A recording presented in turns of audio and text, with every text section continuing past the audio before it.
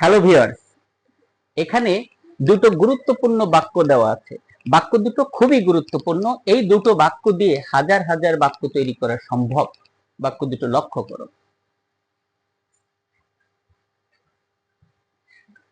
আমাকে কাজ করতে হবে।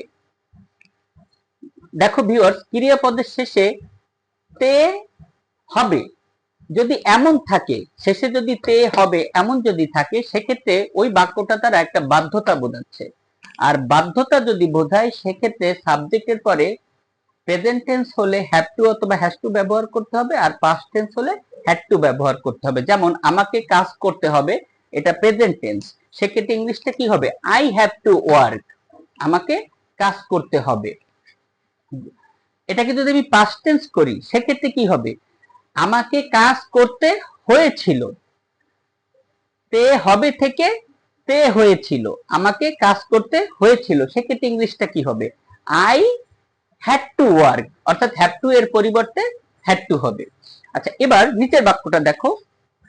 আমাকে কাজ করতে হয়, এখানে ছিল করতে হবে। তে হবে থাকলে বাধ্যতা বোঝায়।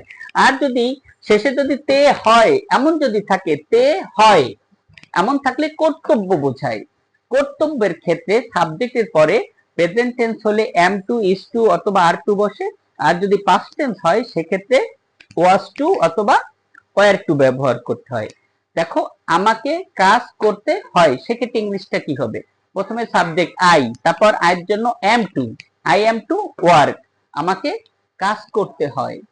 এটাকে যদি আমি পাস্ট টেন্স করি সেক্ষেত্রে ইংলিশটা হবে, আর সেক্ষেত্রে এর বাংলাটা হবে আমাকে কাজ করতে হতো। তে হয় থেকে তে হতো, আমাকে কাজ করতে হতো। সেক্ষেত্রে ইংলিশটা কি হবে? সেক্ষেত্রে ইংলিশটা হবে I was to work. Am এর জায়গায় was, I was to work, আমাকে কাজ করতে হতো। ভিউয়ার্স, লক্ষ্য করো, আমাকে কাজ করতে হবে আই হ্যাভ টু ওয়ার্ক, এর পাস্ট টেন্স হলে হবে আমাকে কাজ করতে হয়েছিল। হবে থেকে হয়েছিল, সেক্ষেত্রে ইংলিশটা কি হবে? I had to work. আর আমাকে কাজ করতে হয়, এটা কর্তব্য বোঝাচ্ছে, তে হয় থাকলে কর্তব্য বোঝায়, সেক্ষেত্রে ইংলিশটা হবে আই এম টু ওয়ার্ক। এটার পাস্ট টেন্স করলে হবে আমাকে কাজ করতে হতো, I was to work. Viewers,